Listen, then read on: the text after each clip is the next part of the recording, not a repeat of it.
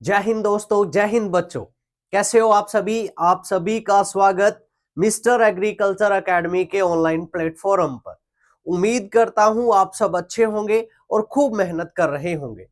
साथियों, अपने एक राजस्थान जीके का एक मस्त सा टॉपिक पढ़ रहे थे और वो टॉपिक था 1857 की क्रांति के बारे में।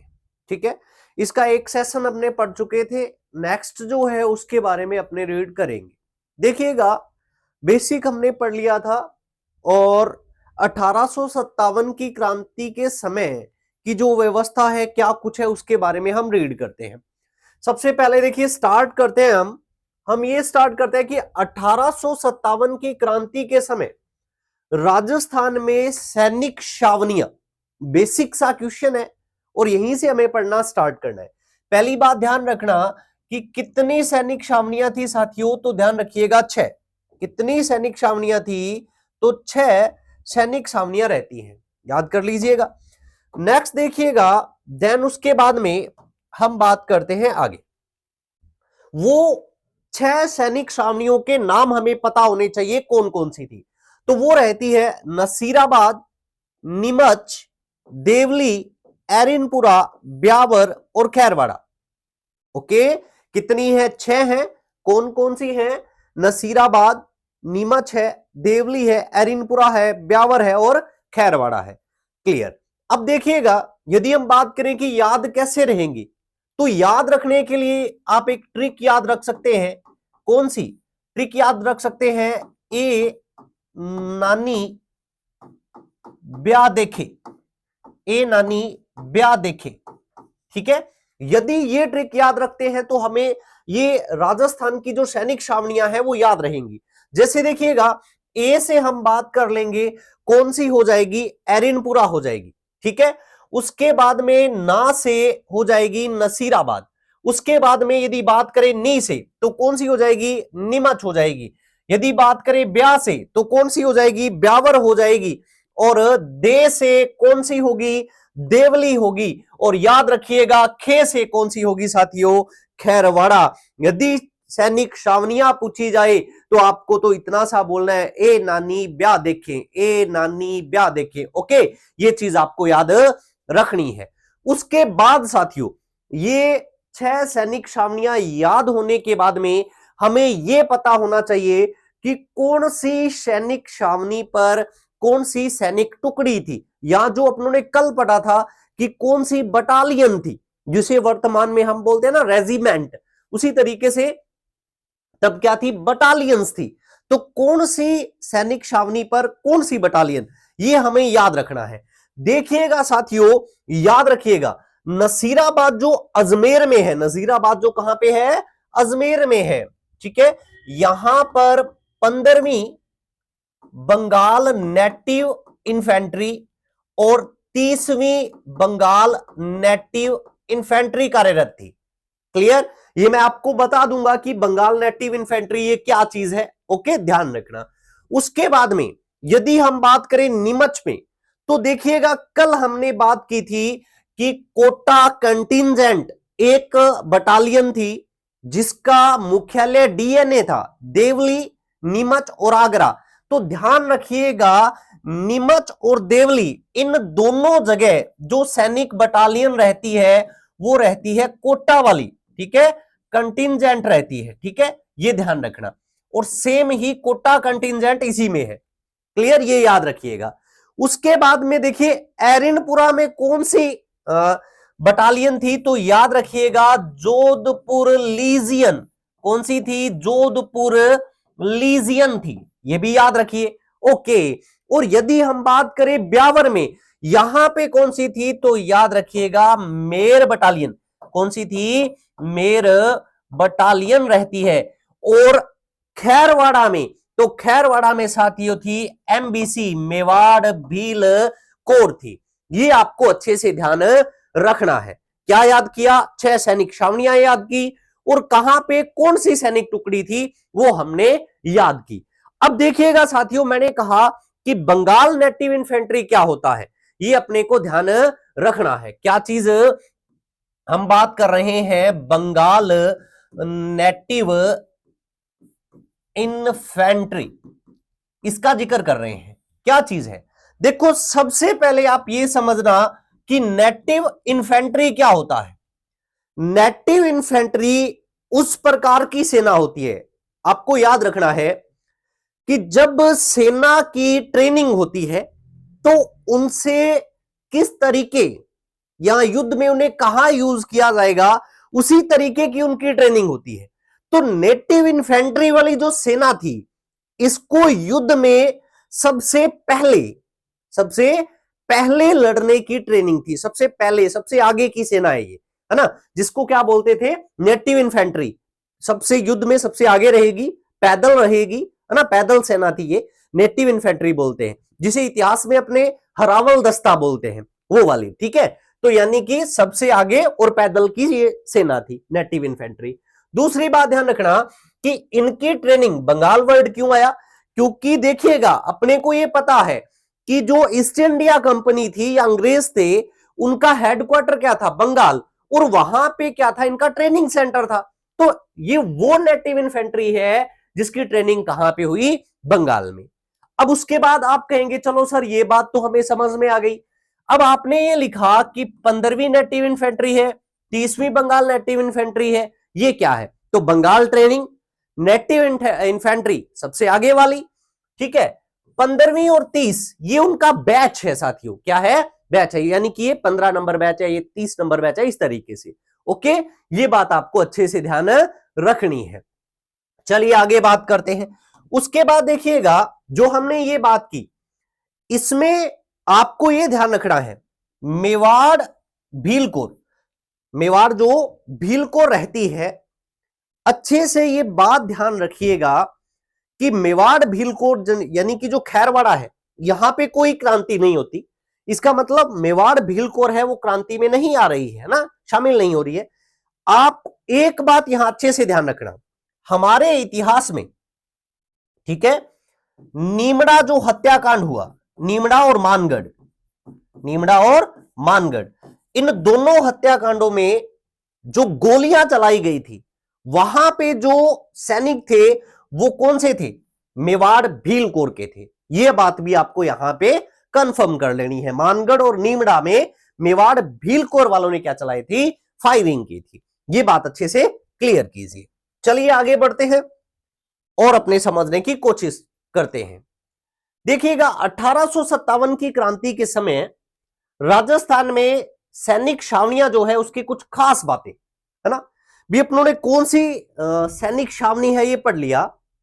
अब हम प्रत्येक सैनिक छावनी के बारे में कुछ बातें पढ़ेंगे, देखिएगा क्या चीज है। फर्स्ट ऑफ ऑल एरिनपुरा वाली जो पाली में जो है, इस सैनिक छावनी के बारे में बात करते हैं। यदि हम बात करें सर्वाधिक विरोध, राजस्थान में सर्वाधिक जो विरोध है या विद्रोह है वो कौन सी सैनिक छावनी में हुआ, तो अपना आंसर होगा एरिनपुरा। क्या होगा साथियों, एरिनपुरा होगा, याद रखिएगा, बहुत ही इंपॉर्टेंट है।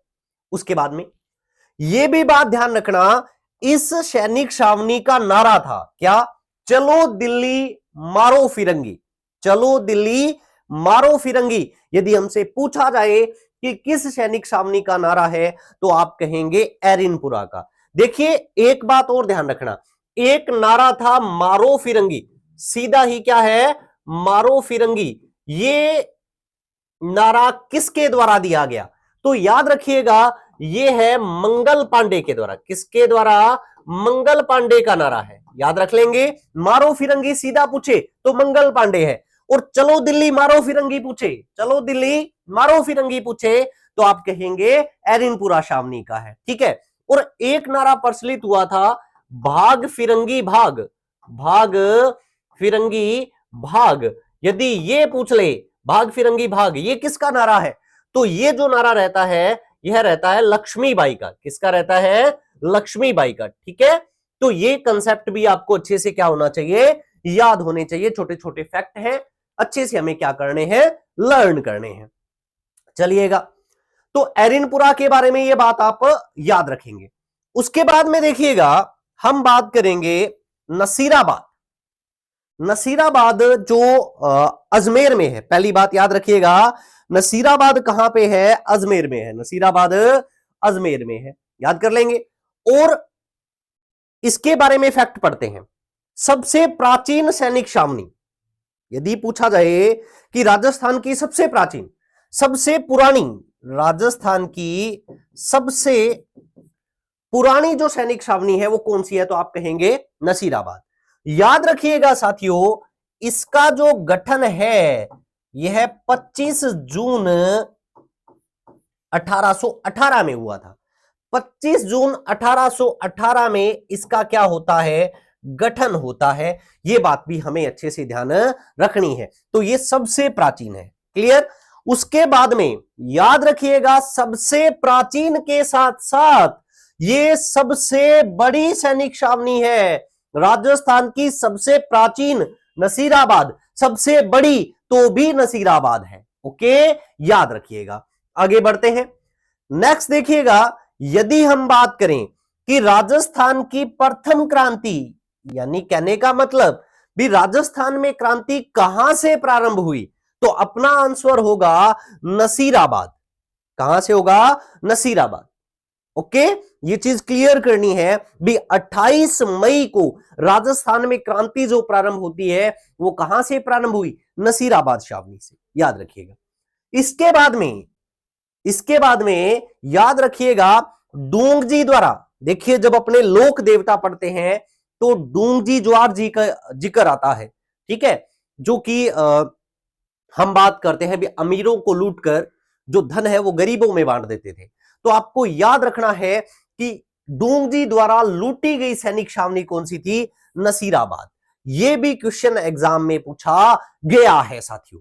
चलिए आगे बढ़ते हैं, दूसरी सैनिक छावनियों के बारे में रीड करते हैं। नेक्स्ट देखिएगा, हम बात करते हैं नीमच के बारे में। किसके बारे में? नीमच। नीमच कहां पे है? एमपी में। याद रखना है कौन सी सैनिक छावनी कहां है। नीमच वर्तमान में एमपी में है, यानी कि राजस्थान से बाहर है। आप कहेंगे वर्तमान में राजस्थान से बाहर है, लेकिन ये याद रखिएगा 1857 की क्रांति के समय, 1857 की क्रांति के समय यह मेवाड़ रियासत में था। कहां पे था? मेवाड़ रियासत। क्लियर, आगे बढ़ते हैं। नेक्स्ट, उसके बाद में हम बात करते हैं ब्यावर के बारे में। आप देख पा रहे होंगे एक चीज यहां अपनों ने नोट की है कि क्रांति नहीं। क्या? क्रांति नहीं। देखिएगा, राजस्थान की दो सैनिक छावनियां, ठीक है, सैनिक छावनियां, ठीक है, जिनमें क्रांति नहीं हुई, जिनमें क्रांति नहीं हुई। कौन कौन सी है? तो एक तो कौन सी आ गई साथियों? एक तो है ब्यावर। कौन सी है? ब्यावर। और याद रखिएगा साथियों, दूसरी कौन सी है? तो दूसरी है खैरवाड़ा। तो ही तो मैंने एक बात कही थी आपको कि खैरवाड़ा में कौन सी सैनिक बटालियन थी, तो अपनों ने बात किया एमबीसी। क्रांति में भाग जरूर नहीं लिया, लेकिन ध्यान रखना मानगढ़ और नीमड़ा जो हत्याकांड हुआ था वहां पर जो फायरिंग करने वाले सैनिक थे वो एमबीसी के थे। क्लियर, ये बात याद रखिए। चलिए ब्यावर के बारे में बात करते हैं। तो एक बात तो ये हो गई कि क्रांति नहीं हुई। दूसरी बात याद करते हैं, ये क्वेश्चन जो टीचर एग्जाम में पूछा गया क्वेश्चन है, इंपॉर्टेंट क्वेश्चन है, ध्यान रखिएगा। यह पूछा गया कि लेफ्टिनेंट गवर्नर कौन से कॉर्नेल का संबंध, लेफ्टिनेंट गवर्नर कॉर्नेल का संबंध कौन सी सैनिक छावनी से है? तो याद रखिएगा किससे है साथियों? ब्यावर से है। कौन सी से है? ब्यावर से है। That's clear. चलिए आगे बढ़ते हैं। उसके बाद देखिएगा, नेक्स्ट हम बात करते हैं देवली टोंक के बारे में। देवली सैनिक छावनी कहां पे है? टोंक में है। इसका जिक्र करते हैं। तो सबसे छोटी सैनिक छावनी है राजस्थान की, सबसे छोटी सैनिक छावनी। सबसे बड़ी कौन सी थी? नसीराबाद। सबसे पुरानी कौन सी है? नसीराबाद, है ना। और सबसे छोटी कौन सी है? तो देवली है। सबसे छोटी देवली है। अब याद रखिएगा, क्या चीज याद रखनी है कि बीकानेर शासक, है ना, ये क्वेश्चन आता है कि गंगा सिंह के सैन्य प्रशिक्षण से संबंधित सैनिक छावनी कौन सी है, तो कौन सी रहती है, देवली टोंक है। गंगा सिंह के सैनिक प्रशिक्षण कहां, देवली टोंक में। ठीक है, ये बात अच्छे से दिमाग में बिठा लीजिएगा साथियों। ओके, और ये चीज भी क्लियर करना, देखो राजस्थान में सबसे पहले क्रांति कहां हुई, तो अभी हमने बात की नसीराबाद में, कहां हुई, नसीराबाद। ठीक है, उसके बाद में क्रांति हुई नीमच, यानी कि दूसरी क्रांति, पहली यहां पे, दूसरी यहां नीमच में। और उसके बाद में ध्यान रखिएगा तीसरे नंबर पे कहां पे हुई, देवली में, कहां हुई, देवली में। तो थर्ड यदि हम बात करें क्रांति, वो देवली में हुई। और गंगा सिंह का प्रशिक्षण भी कहां हुआ, देवली में हुआ, ये बात याद रखिएगा। नेक्स्ट देखिएगा, खैरवाड़ा कहां पे है, उदयपुर में। खैरवाड़ा कहां पे है, उदयपुर में, याद करते हैं। क्रांति यहां नहीं हुई, खैरवाड़ा और ब्यावर में, खैरवाड़ा और ब्यावर में। ठीक है, और एमबीसी मेवाड़ भीलकोर यहां अपॉइंट थी, है ना। और 2 हत्याकांड, यानी कि मेवाड़ क्रांति में तो भाग नहीं, लेकिन नीमड़ा और मानगढ़ में ये सकीरे रहते हैं।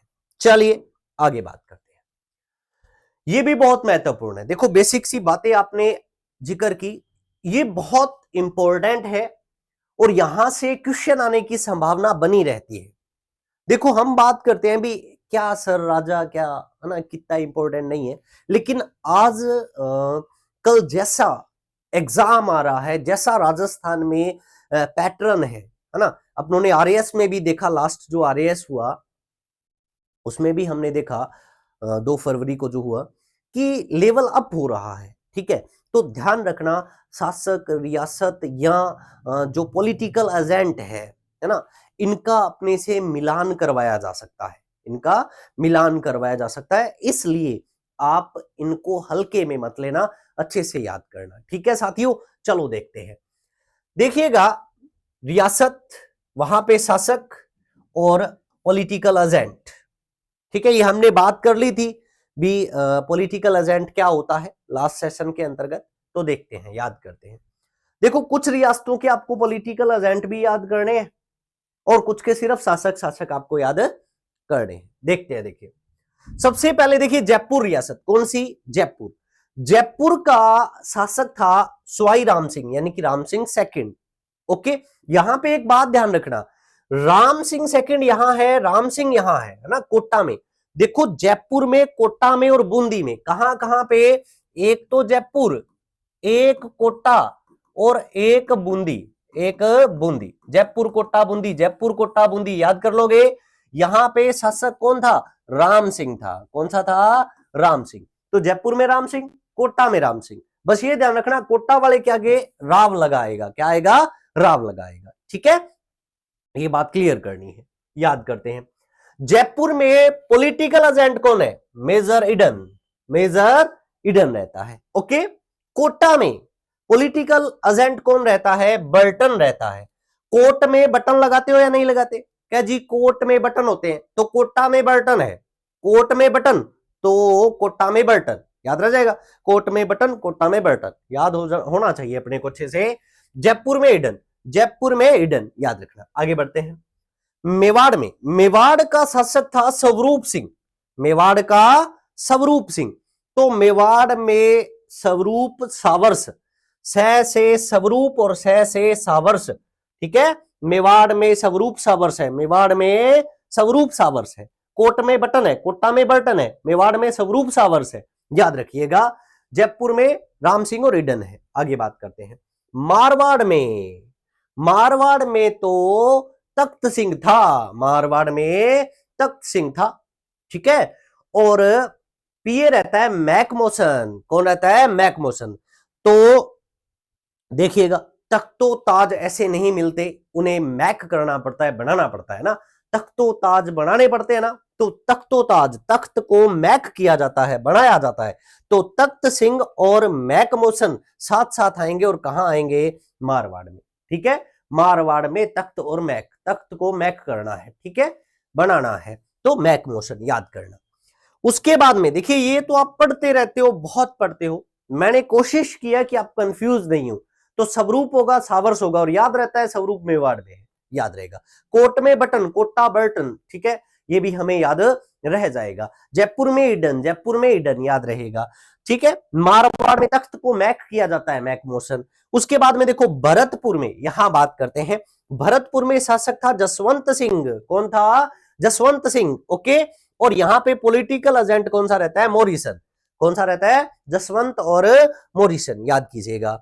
ये क्वेश्चन पूछा गया है। सिरोही का शासक शिव सिंह, बात उन्होंने की थी कल भी, तो सिरोही का शासक कौन है? शिव सिंह है। और यहां का पॉलिटिकल एजेंट है जेडी होल। ये क्वेश्चन पूछा गया है साथियों। जेडी होल का संबंध, जेडी होल का संबंध कौन सी रियासत में है? तो सिरोही से। किससे है? सिरोही से है। अच्छे से याद कीजिएगा। ओके, सिरोही में शिव और जेडी होल, जेडी होल याद रखिए। आगे बढ़ते हैं, नेक्स्ट देखिएगा। अब इन रियासतों का सिर्फ और सिर्फ आपको शासक याद रखना है। ठीक है, बीकानेर में सरदार सिंह याद ही रहता है, एकमात्र शासक जो अंग्रेजों के समर्थन में अपनी सेना को राज्य से बाहर लेके गया ना, हिसार पंजाब यहां लेके गए। तो बीकानेर में सरदार सिंह था, बीकानेर में सरदार, ये याद ही रहता है।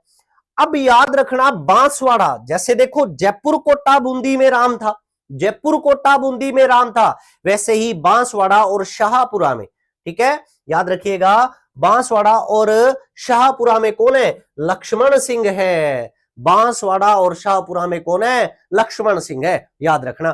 ठीक है, तो बांसवाड़ा में लक्ष्मण सिंह है, और याद रखिएगा हम बात करेंगे शाहपुरा में भी कौन है? लक्ष्मण सिंह है। ये दोनों हमें याद रह जाएंगे। उसके बाद में देखिए टोंक का नवाब, एक ही है, ये तो मुस्लिम नेम है ना। तो टोंक में वजीरुद्दौला कौन थे? वजीरुद्दौला थे। ठीक है, अलवर में बने सिंह, अलवर में बने सिंह याद रखना, अलवर में बने सिंह, अरे ए में भी है, अलवर में बने सिंह है। ठीक है, चलो आगे बात करते हैं। नेक्स्ट देखिएगा, धौलपुर में भगवंत है, धौलपुर में भगवंत है, धौलपुर में भगवंत है, याद करना। करौली में मदन पाल, ये तो याद रह जाता है, फेमस है, जिक्र आता है ना मेन, तो करौली में मदन पाल। और बूंदी में हमने याद कर लिया राम सिंह था। देखो जयपुर कोटा बूंदी राम, बांसवाड़ा और शाहपुरा में लक्ष्मण, याद रह जाएगा।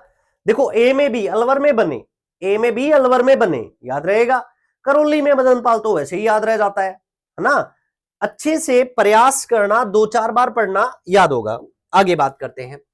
नेक्स्ट देखिएगा, झालावाड़ में पृथ्वीराज, झालावाड़ में पृथ्वीराज, प्रतापगढ़ में दलपत सिंह, डूंगरपुर में उदयस नहीं है, उदयसिंह, कौन है? उदयसिंह, और जैसलमेर में रणजीत, जैसलमेर में रणजीत। ठीक है, ये याद रखना। आगे बढ़ते हैं, तो ये शासक वगैरह याद करने के बाद अच्छे से क्लियर होना चाहिए भी कौन सी रियासत में कौन सा शासक है और कौन सा वहां पे पॉलिटिकल एजेंट है। सावर्स कहां था बताओ? जहां स्वरूप सिंह था, और स्वरूप सिंह कहां था? उदयपुर में, है ना। बर्टन कहां था? कोटा में, याद रहेगा। एडन कहां था? एडन जयपुर में, अच्छे से याद हो सकता है। जेडी होल का संबंध कहां से था? सिरोही से था, क्लियर। मॉरिसन कहां से था? भरतपुर में था, याद रहेगा ना। देखो भूलना नहीं है, बै और मैं साथ है, भरतपुर में मॉरिसन है, एक मैं और है, वो कहां था? तख्त को मैक करना है, वो तो मारवाड़ में है, वो कहां पे है? मारवाड़ में, अच्छे से याद करना। चलो देखो आगे बढ़ते हैं। नेक्स्ट देखिए, 1857 की क्रांति के समय राजपूताना, हमारा राजपूताना की क्या सिचुएशन थी, क्या है, थोड़ा सा हमें पता होना चाहिए। बहुत कम पढ़ते हैं अपने इसको, है ना। लेकिन देखिए आज जिस तरीके से वो कहते हैं ना, अभी बहुत बार आजकल व्हाट्सएप पे रीले वगैरह वो प्रचलित हो रही थी ना, और ये कहा गया कि आप जो आरएएस का एग्जाम दे के आया, है ना, तो उससे तो मजाक करना ही मत ना भी, क्योंकि देखिए बहुत इस तरीके का एग्जाम आया कि जो जीके का टीचर है यदि वो भी आरएएस का एग्जाम दे के है तो वो भी ऐसे था ना भी, यार क्या है क्या नहीं, क्लियर। तो हमें उसी तरीके से अपनी तैयारी को भी अप करना है, ठीक है। तो देखिएगा, राजपूताना क्या है? उत्तर पश्चिमी प्रांत में, राजपूताना उस समय कौन से प्रांत में था? उत्तर पश्चिमी प्रांत में था, और मुख्यालय इस प्रांत का आगरा, और ध्यान रखना यहां का लेफ्टिनेंट गवर्नर कौन सा था? कोलविन था। कौन रहता है? कोलविन था। और 1857 की क्रांति के समय, है ना। किसे सेनापति बनाया गया था बताओ? कैंपबेल को। किसे? कैंपबेल को। और अपने यहां कौन था? कोलविन था। अच्छे से याद रखना। चलिए नेक्स्ट आगे बढ़ते हैं। नेक्स्ट हम पढ़ते हैं तत्कालीन रूपरेखा। क्या पढ़ते हैं? तत्कालीन रूपरेखा के बारे में पढ़ते हैं, यानी कि किस तरीके से ये जो है ये स्टार्ट हुई है ना। चलो देखिए बात करते हैं। आपको ये बात ध्यान रखनी है, उस समय 1857 की क्रांति के समय भारत का जीजी कौन था? यदि हम बात करें, समझने की कोशिश करें क्या हुआ, तो हम बात करेंगे कि जीजी था कैनिंग। कौन था? कैनिंग। ये बात क्लियर? कैनिंग था। ओके। कैनिंग के द्वारा क्या किया गया? कैनिंग ने क्या किया कि इनफील्ड राइफल्स मंगाई। एनफील्ड राइफल्स मंगवाई और सैनिकों को यूज करने के लिए कहा, है ना। अब यहां पे एक क्वेश्चन बनता है कि इनफील्ड राइफल्स के पहले कौन सी राइफल्स या गन जो है वो सैनिक यूज करते थे? तो आपको ध्यान रखना है, पहले यूज करते थे कौन सी? ब्राउन बेस गन यूज करते थे, ठीक है। और कैनिंग ने क्या किया, इसकी जगह उसने मंगा ली इनफील्ड राइफल्स, और जो सैनिक थे उनको कहा कि आप क्या करें, इनफील्ड राइफल्स हैं इनका प्रयोग करें। ठीक है, ये बात क्लियर। अब देखो गन यानी कि पहले ये राइफल्स है ना, बड़े वाली जो राइफल्स है वो वाली है, ठीक है। अब देखो क्या था, इन राइफल्स में यूज होते थे कारतूस। इनमें क्या यूज होते थे? कारतूस। ओके। और कारतूस को चलाने के लिए याद रखिएगा मुंह से खोलना पड़ता था। मुंह से खोलना पड़ता था, ठीक है। और यह बात ध्यान रखना कि इन कारतूस में चिकनाहट के लिए चिकने पदार्थ का यूज हुआ। चिकने पदार्थ का क्या हुआ? यूज हुआ। अब ये जो चिकना पदार्थ था, ठीक है, इस बात की सैनिकों में अफवाह फैला दी गई कि जो ये चिकना पदार्थ है ना, तो ये चिकनाहट लाने के लिए क्या किया गया है भी, इसमें गाय व सुअर की चर्बी यूज की गई है ना। गाय व सुअर की क्या यूज की गई है? चर्बी यूज की गई है। तो अब मेरे को आप एक बात बताइएगा कि देखो अफवाह की बात हो रही है ना, कंफर्म नहीं है, था नहीं है वो अलग बात है ना। ये अफवाह फैलाई, बस एक बात ये जरूर है कि जिसने भी अफवाह फैलाई ना वो बहुत माइंडेड पर्सन था, है ना। उसने क्या किया, गाय यानी कि हिंदुओं को कवर कर लिया और सुअर यानी कि मुस्लिम को कवर कर लिया। देखो गाय, हिंदू जो हैं वो गाय को पवित्र मानते हैं ना। हम कब से पढ़ते आ रहे हैं, छोटी क्लासेस में थे तभी हम कहते थे कि गाय हमारी माता है ना।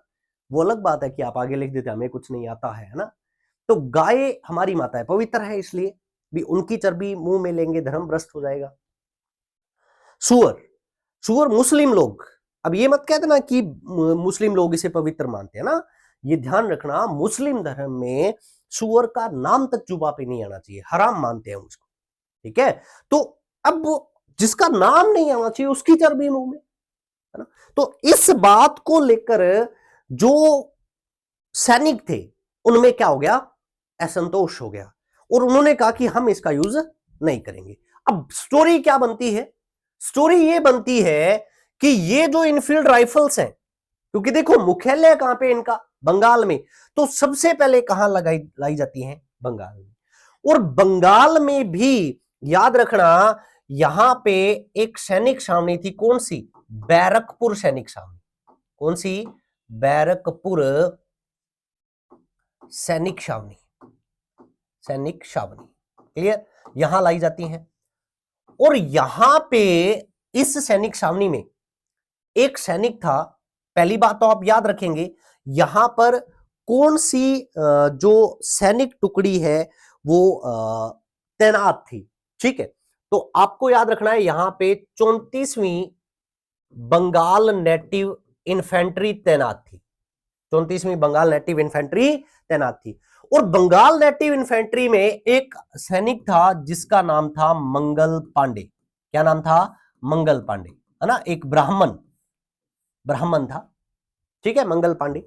और इसने क्या किया, जैसे ये राइफल्स आई तो मंगल पांडे ने ये बात कही कि देखिए मैं रहा शुद्ध ब्राह्मण और मैं इनका जो यूज है वो नहीं करूंगा। बात क्लियर? अब इसके पीछे पीछे क्या हुआ, और भी सैनिकों में ये बात चली भी, मंगल पांडे ने मना कर दिया और दूसरे भी जो सैनिक हैं उन्होंने क्या किया, इनको यूज करने से मना कर दिया। क्लियर? अब हुआ क्या, जब मना कर दिया तो यहां के जो अंग्रेज अधिकारी थे उन्होंने सैनिकों को इसकी सजा देने के लिए अलग अलग प्रकार के जो उनको प्रताड़ित किया कह सकते हैं। जैसे मान लीजिए उनको डाक व्यवस्था जो सुविधा दी जाती थी वो उनके द्वारा क्या कर दी गई, बंद कर दी गई। ठीक है, इसके अलावा देखो अलग अलग जैसे उनको ये कहा गया कि आप जो हैं जो जॉब करेंगे, है ना, वो मान लो भारत से बाहर जाकर करेंगे। कुछ इस तरीके की उनको अलग अलग तरीके से जो भी, है ना, उनको प्रताड़ित किया। अब देखो, क्योंकि देखो ये बात भी है, जैसे मैंने बोला कि ये किस तरह भारत से बाहर जाकर कैसी प्रताड़ना, उस समय ये था कि जो यहाँ अपने भारतीय थे वो अपने देश के अलावा, है ना, अपने देश के अलावा बाहर कार्य करना धर्म के विरुद्ध मानते थे। ठीक है, तो ये भी था। अब जब ये इस तरीके की प्रताड़ना हुई और ये बातें हुई, तब मंगल पांडे के द्वारा ये कहा गया कि ठीक है भी, आप इस तरीके से प्रताड़ित न करें, मैं क्या करूंगा, इन राइफल्स का यूज कर लूंगा। बात क्लियर? उन्होंने अपने अंग्रेज अधिकारियों को कह दिया। अब जैसे ये बात हुई तो अंग्रेज अधिकारियों ने कहा ना ना ऐसे नहीं, पहले पूरी सैनिक टुकड़ी को बुलाते हैं, पूरी सैनिक टुकड़ी को बुलाते हैं और उनके सामने आप इस बात को क्या कीजिएगा, कबूल कीजिएगा। बात क्लियर? तो देखो हुआ क्या, तो मंगल पांडे ने क्या किया, जो अपने अंग्रेज अधिकारी थे ना, अंग्रेज अधिकारी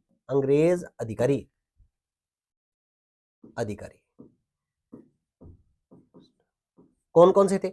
दो अंग्रेज अधिकारी, एक तो थे कर्नल बाग, ठीक है, और एक रहते हैं कौन से थे, ह्यूस्टन। ये दोनों अंग्रेज अधिकारी थे।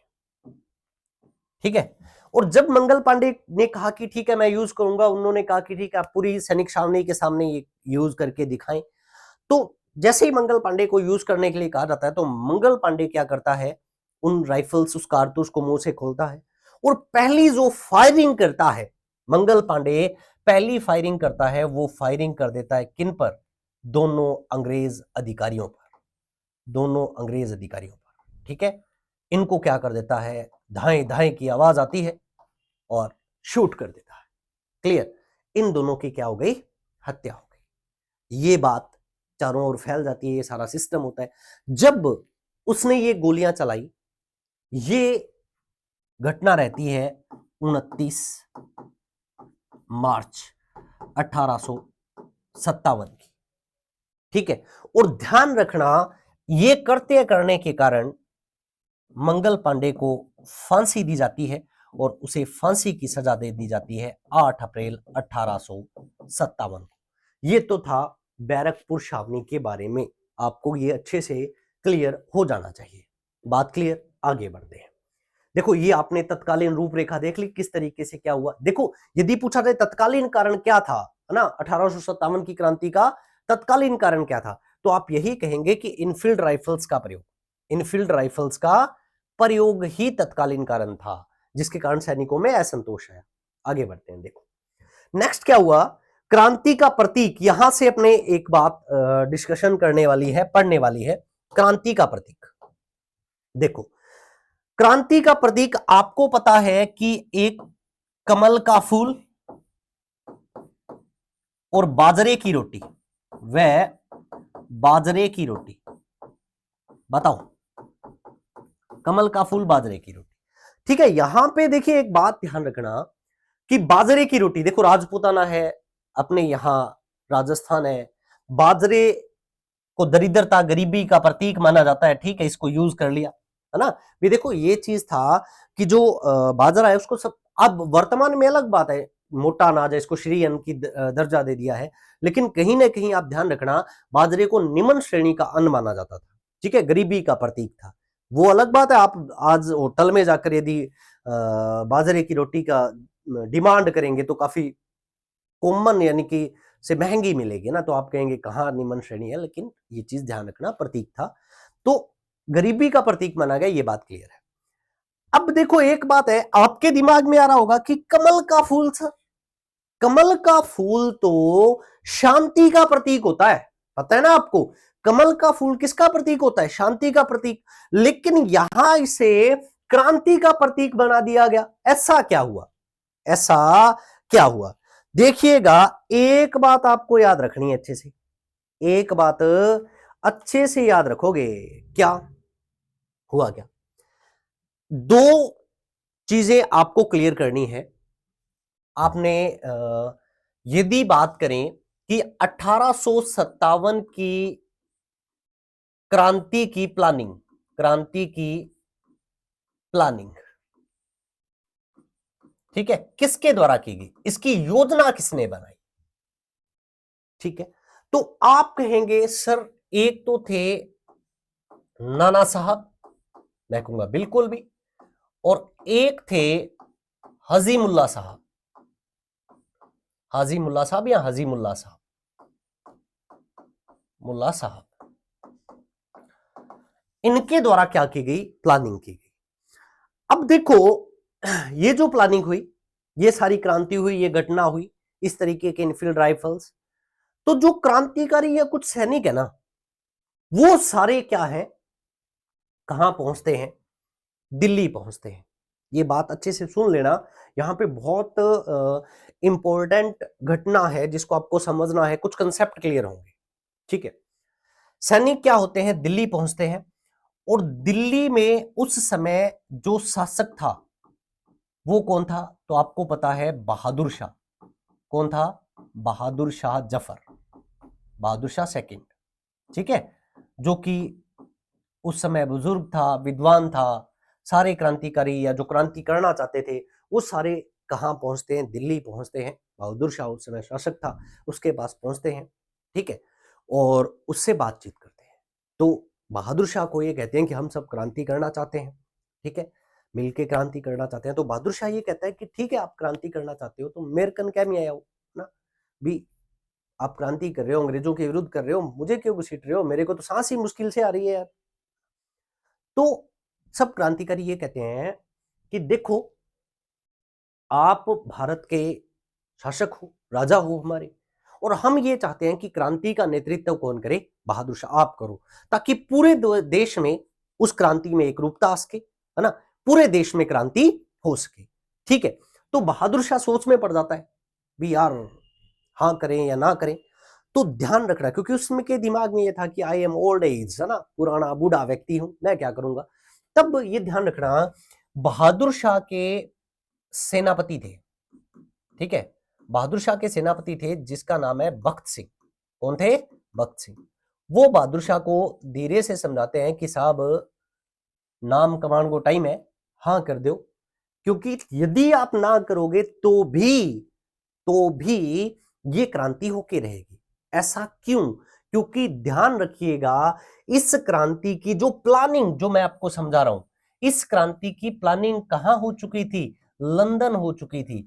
और लंदन में प्लानिंग यानी कि लंदन कौन कौन गया था, तो ध्यान रखना, एक तो हाजी मुल्ला जो अपने कह रहे हैं, एक तो हाजी मुल्ला साहब, और एक आपने नाम सुना होगा रंगोजी बापू, रंगोजी बापू, ठीक है। ये दोनों लंदन जाते हैं, वहां पे इसकी पूरी प्लानिंग हो जाती है, और यहां अपने इंडिया में आकर वो इसकी सलाह किससे करते हैं, नाना साहब से करते हैं। बात क्लियर, यानी कि प्लानिंग को पूरा रूप नाना साहब और हाजीमुल्ला ने दे दिया। लंदन में प्लानिंग कौन गए थे प्लानिंग के लिए, तो हाजीमुल्ला और रंगोजी बापू गए थे। तो ये आपको अलग अलग ये नाम आपको देखने को मिलते हैं, ठीक है। तो जो बहादुर शाह जफर है वो इसको क्या कर देता है, ओके कर देता है भी, हाँ जी ठीक है, ये बात ध्यान रखना है। तो यहां पे ये आता है, अपने से पूछा जाए कि 1857 की क्रांति का नेतृत्व किसने किया, तो आप कहेंगे बहादुर शाह के द्वारा किया गया, ठीक है। और जब ये बात हुई, हाँ हो गई, तब ये एक तिथि निर्धारित की गई, एक डेट निर्धारित की गई कि क्रांति कब की जाएगी, तो एक तिथि निर्धारित की जाती है, ठीक है। तो जो तिथि निर्धारित की गई वो निर्धारित की गई कि पूरे देश में 31 मई 1857 को क्या की जाएगी, क्रांति की जाएगी। यानी कि बहादुर शाह कह देता है भी एक बार आप लौट जाओ और 31 मई को आप क्या करना, मेरे पास दिल्ली आना और फिर हम क्या करेंगे, पूरे देश में क्रांति कर देंगे। ये बात क्लियर हुई? ओके, ये बात चल रही है बहादुर शाह के बारे में। ये अब क्या हुआ, ये सारी बातें डिसाइड हो गई, ये सब चलता रहा। अब 31 मई की तारीख नजदीक थी, है ना, तो जो सैनिक हैं वो अलग अलग क्षेत्रों से क्या करते हैं, दिल्ली की ओर रवाना होते हैं। कहां रवाना होते हैं? दिल्ली की ओर रवाना होते हैं। तो जो क्रांतिकारी थे वो दिल्ली की ओर जा रहे थे और बीच में मिडल में पड़ता है मेरठ, और बीच में क्रांतिकारी कहां रुक रहे हैं, मेरठ रुक रहे हैं। कहां रुक रहे हैं? मेरठ रुक रहे हैं, ठीक है। ये बात आपको ध्यान रखनी है, मेरठ रुक रहे हैं। मेरठ में 10 मई को, कब? 10 मई को बहुत, ये कहूं कि देखो मेरठ की क्षमता कम थी और यहां पे बहुत ज्यादा क्रांतिकारी पहुंच जाते हैं, और मेरठ में निर्धारित तिथि से पहले ही क्या होता है कि क्रांति की शुरुआत हो जाती है ना। भी यहां पे जो मेरठ की क्रांति हुई, ये क्या है, मेरठ। मेरठ में क्रांति होती है 10 मई को, 10 मई 1857 को। देखिएगा निर्धारित की गई 31 मई, मेरठ में कब हुई? 10 मई 1857 को क्रांति। यहां बहुत मात्रा में क्रांतिकारी पहुंच गए, ठीक है।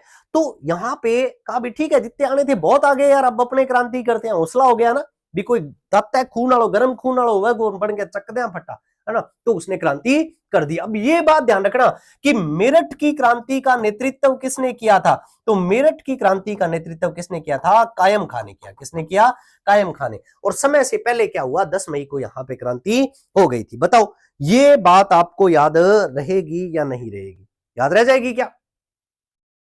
ठीक है, याद रखनी है। मेरठ में देखो एक बात क्लियर है, स्टार्ट हुई मेरठ में, कब हुई? 10 मई को। और एक बात और ध्यान रख लेना, क्या चीज, यहां पे कौन सी सैनिक छावनी थी? जैसे अपनों ने बैरकपुर में जिक्र किया 34वीं थी, तो यहां पे 20वीं नेटिव इन्फेंट्री थी, 20वीं नेटिव इन्फेंट्री थी। ये बात जो है ये सारी मेरठ की है। ये बात आपको याद रखनी है, कहां पे? मेरठ में। बताओ याद कर लोगे ना? ये आपको बहादुर शाह वाली बात है, ये क्लियर करनी है। अब अपने आगे बढ़ते हैं। अब जो ये सैनिक छावनी हुई ना, ये जो क्रांति हुई, अब इस क्रांति का मैसेज राजस्थान कब पहुंचा? क्योंकि राजस्थान पहुंचेगा, क्या होगा? राजस्थान पहुंचेगा ये मैसेज, है ना। तो देखो राजस्थान में उस समय, देखो मैंने कहा था कि राजस्थान में कि जो जीजी था ना, उसके दो मुख्यालय थे। एक कौन सा? माउंट आबू, और एक कौन सा? अजमेर। अपनों जिक्र कर लिया है, ये माउंट आबू और ये कौन सा? अजमेर, दो मुख्यालय थे। और उस समय क्योंकि समय चल रहा है कौन सा? गर्मी वाला, ग्रीष्मकालीन, तो जो अपना एजीजी है वो कहां था? माउंट आबू। और जैसे ही ये क्रांति होती है तो इसकी जो सूचना है, घंटी है, वो मारी जाती है, राजस्थान में सूचना दी जाती है। और राजस्थान में 10 मई को क्रांति हुई और यहां पे सूचना पहुंचती है कब? 19 मई 1857 को। क्लियर? सूचना गई कहां पे? माउंट आबू। और उसको कहा जाता है भी इस तरीके से बंगाल वालों में और ये सारा क्या हो चुका है? क्रांति हो चुकी है। आप थोड़ा सावधान रहना। अब आप मेरे को एक बात बताइए कि जैसे ही जब आपको ये कहा जाए कि मान लो आपके घर पे चोर आ गए हैं, है ना, या कोई भी आवाज, कोई खड़को, कोई इंतरिया हुआ है, तो आपनो सारों पहला ध्यान कट जावे, बट जावे भी, अलमारी भी, संदूक भी बट जावे, जिंगमा रिपिया तुम पढ़िए जावे, कौन जावे। तो एकदम से जैसे ये सूचना मिलती है ना हमारे एजीजी को, ये एकदम से इसका ध्यान जाएगा कहां पे? जाएगा जी अजमेर। क्यों? क्योंकि वहां पे उनका पहला मुख्यालय है। जितने भी अस्त्र शस्त्र, जितना भी खजाना है अंग्रेजों का, वो कहां पड़ा था? अजमेर। अजमेर में अकबर, आपने देखा अकबर के किले में पड़ा था। क्लियर? वहां पे उसकी नजर जाती है। ठीक है, तो अब अपने एंट्री मारेंगे राजस्थान में, और राजस्थान में जो रूपरेखा है उसके बारे में समझने की कोशिश करते हैं। क्लियर? तो ये अब राजस्थान में क्रांति स्टार्ट होगी और उसकी रूपरेखा देखते हैं। देखिएगा हमने पढ़ लिया है कि मेरठ में कब क्रांति हुई? 10 मई को 1857 इंडिया में स्टार्ट हो गई। अब इसकी सूचना बिल्कुल पहुंचती है कहां पे? अपने माउंट आबू। यहां पे सूचना पहुंची, आपने ये याद कर लिया। कब पहुंची ये भी आपको याद हो गया, ये 19 मई को यहां पहुंच गई। क्लियर। अब आगे बढ़ते हैं।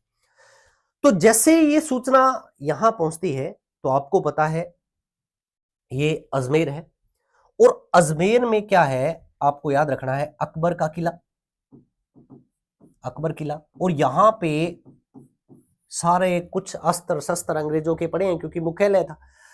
अब क्या है, सबसे पहले एजीजी ये पूछता है कि यार अजमेर में सुरक्षा बढ़ाई जाए, ठीक है। और वो पता करता है कि अजमेर में यहां पे जो सैनिक टुकड़ी थी ना, जो यहां ध्यान रख रही थी, वो थी 15वीं बंगाल नेटिव इन्फेंट्री। 15वीं बंगाल नेटिव इन्फेंट्री यहां पे सुरक्षा कर रही थी, ठीक है। तो एजीजी क्या करता है? एजीजी यहां पे सुरक्षा बढ़ा देता है, और इस जो सैनिक टुकड़ी है इसकी निगरानी के लिए वो अलग अलग जगह से क्या करता है? सेना लगाता है, जो कि इनकी क्या रखती है? निगरानी रखती है। तो कितनी जगह से सेना बुलाता है वो चीज ध्यान रखना। देखिएगा, वो ब्यावर की सेना को, कहां की सेना को? ब्यावर की सेना को कहता है कि आप इस पे नजर रखें। एक बात, वो जोधपुर से सेना बुलाता है कि आप इन पे नजर रखें। और वो डीसा गुजरात राजस्थान के बाहर से यहां से सेना बुलाता है कि 15वीं बंगाल नेटिव इन्फेंट्री पर क्या रखी जाए? निगरानी रखी जाए। निगरानी के लिए वो क्या करता है? इन 3 जगहों से सेना बुलाता है। बात क्लियर? फिर भी चैन नहीं आता, फिर भी चैन नहीं आता, और इन पे खूब निगरानी रखी गई। ये सैनिक सोचते हैं यार ऐसा क्या हो गया, है ना? लेकिन फिर भी चैन नहीं आता, तो क्या करता है? वो ये सोचता है भी अपने क्या करें, इसको यहां से हटाएं यार, है ना? क्योंकि उसके मन में ये था भी देखो बैरकपुर बंगाल, वहां वो सब बंगाल वालों ने, वहां उन्होंने ही तो क्रांति की है ना? तो ये भी बंगाल वाले हैं, बंगाल नेटिव इन्फेंट्री है ना? तो ये भी इनको पता लगेगा तो ये भी क्या कर देंगे? ये भी क्रांति कर देंगे। तो उसके दिमाग में टेंशन चल रही थी एजीजी के, तो उसने क्या किया? उसका 15वीं बंगाल नेटिव इन्फेंट्री का ट्रांसफर कर दिया कहां पे? एन, यानी कि नसीराबाद में। अजमेर से कहां लगा दिया इनको? नसीराबाद। और ध्यान रखना, नसीराबाद में पहले थी 30वीं बंगाल नेटिव इन्फेंट्री। अब इनके साथ किसको लगा दिया गया? 15वीं बंगाल नेटिव इन्फेंट्री को नियुक्त कर दिया गया। और ध्यान रखना, क्योंकि इनको सब कुछ पता था, 15वीं बंगाल नेटिव इन्फेंट्री बहुत समय से अजमेर में तैनात थी, तो इसको सब पता था कौन सी चीज कहां पे है ना? तो जैसे इनका ट्रांसफर किया, फिर भी ये जीजी को चैन नहीं आया, और यहां पे भी इनके क्रियाकलापों पर नजर रखी गई, निगरानी रखी गई। और यहां पर निगरानी रखने के लिए इनके ऊपर फर्स्ट बंबई लांसर्स सेना जो थी उसको तैनात किया गया कि आप निगरानी रखें। यहां तक कि इन पे इतनी निगरानी रखी जाती थी कि 2 जनों को एक साथ खड़े होकर आपस में बातचीत तक नहीं करने दी जाती थी, ठीक है।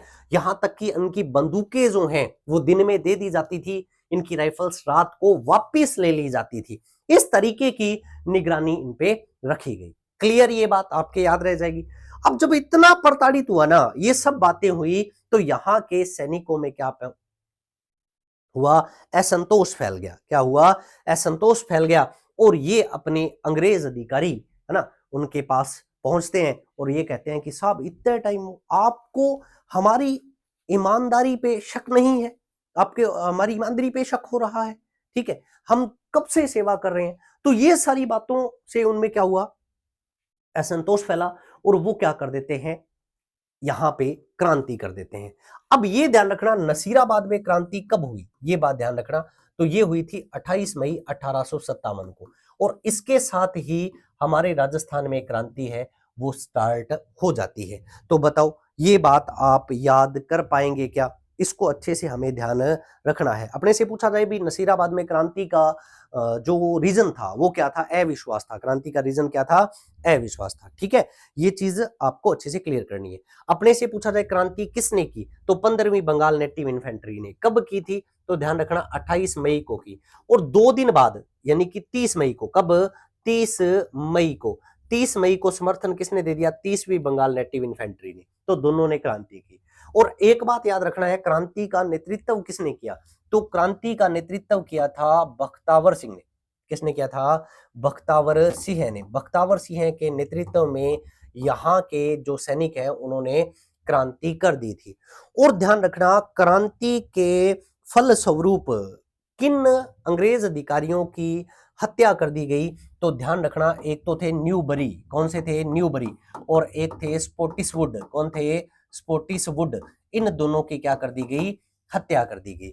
और हृदयाघात से, इस सबको देखकर हार्ट अटैक से मृत्यु हो गई। इसके पेन को झेल नहीं पाया पेनी, तो हृदयाघात से किसकी मृत्यु हो गई? पेनी की मृत्यु हो गई। ये बात आपको अच्छे से क्या करनी है? ध्यान रखनी है। किसने नेतृत्व किया, किसको मारा गया, किसकी हार्ट अटैक से मृत्यु हुई, कब ये हुई, किसने की, वो सब बातें आपको अच्छे से ध्यान रख लेनी है। आगे बढ़ते हैं। नेक्स्ट देखिए, ये बात भी ध्यान रखना, ठीक है, कौन से अंग्रेज अधिकारी है जो घायल हो गए? तो ध्यान रखना, नसीराबाद में लोक व हार्डी अंग्रेज अधिकारी। देखिए, स्पोर्टिसवुड और न्यूबरी की हत्या हो गई, पेनी हार्ट अटैक से मरा, और लोक और हार्डी जो है ये घायल अंग्रेज अधिकारी हैं। ठीक है, ये बात ध्यान रखना। और ये सब क्रांति करने के बाद जो सैनिक थे, क्रांतिकारी थे, वो विद्रोही जो हम कहें, वो किस ओर रवाना हो जाते हैं? दिल्ली की ओर रवाना हो जाते हैं, क्योंकि निर्धारित हुआ था कि सब कहां पहुंचेंगे? दिल्ली। अब ध्यान रखना, एक बात अच्छे से ध्यान रखना है, the mutiny of Rajputana, the mutiny of Rajputana book रहती है कैप्टन पिचियार्ड की। और कैप्टन पिचियार्ड ने एक बात कही, क्या लिखा इसमें? उसमें यह लिखा कि यदि क्रांतिकारी दिल्ली की बजाय, किसकी बजाय? दिल्ली की बजाय कहां जाते? अजमेर जाते, तो 1857 की क्रांति का परिणाम कुछ अलग होता। क्योंकि देखो, यदि वो पहुंच जाते अजमेर और अजमेर को लूटते, यहां से खजाना, यहां से अस्त्र शस्त्र लेते, तो आपको पता है बड़े मिशन के लिए पैसा चाहिए, चाहिए या नहीं चाहिए? तो सूरत कुछ अलग होती, सूरत कुछ अलग होती। तो ये थी नसीराबाद की क्रांति। ये क्या थी? नसीराबाद की क्रांति। तो आज के बाकी जो क्रांति है, बाकी जो सामनियों की जो क्रांतियां हैं, वो अपने साथियों नेक्स्ट सेशन के अंतर्गत पढ़ेंगे। आज के सेशन में इतना सा। उम्मीद करता हूं आपने सेशन को एंजॉय किया होगा, आपको अच्छा कंटेंट मिला होगा, है ना? तो ध्यान रखिएगा, आज के सेशन में इतना सा। आप सभी साथियों से रिक्वेस्ट है, हमारे ऑनलाइन जो प्लेटफॉर्म है मिस्टर एग्रीकल्चर एकेडमी, जो कि स्पेशल एग्रीकल्चर कंपटीशन एग्जाम्स के लिए बना हुआ है, उसको अपने साथियों के साथ, अपने दोस्तों, अपने जूनियर, अपने सीनियर्स के साथ शेयर कीजिए। और अब हमें फॉलो कीजिए, हमारे टेलीग्राम, इंस्टा, यूट्यूब, इस पर फॉलो करते रहिए। ओके, मेन कमेंट बॉक्स में कमेंट लाइक कर दीजिएगा। थैंक यू, मिलते हैं नेक्स्ट सेशन के अंतर्गत। धन्यवाद आप सभी साथियों।